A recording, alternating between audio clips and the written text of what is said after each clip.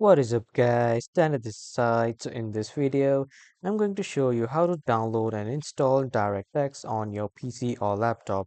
So first head over to the settings, and after coming to the settings on the left side, click on Windows Update and then check for that you have downloaded and installed the latest updates. By downloading and installing the latest updates, it gives you access and it automatically downloads the latest version of DirectX into your PC. And to check that what version of DirectX you are using, in the search bar you need to type run and then open this. After opening this, here in the small pop-up window, you just need to write DXTIAG and then hit OK. And after that, click on yes.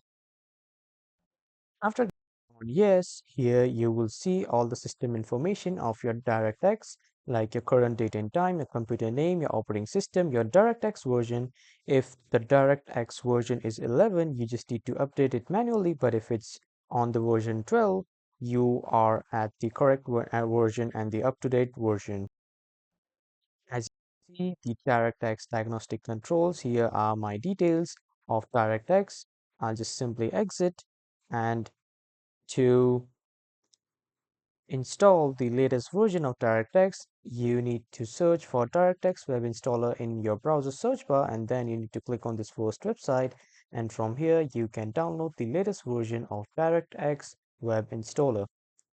As you can see, this is the download section, and from here you can click on download and download the latest version of DirectX. So this is how you can download and install DirectX on your Windows PC. That was all for this video, everyone. Thank you for watching.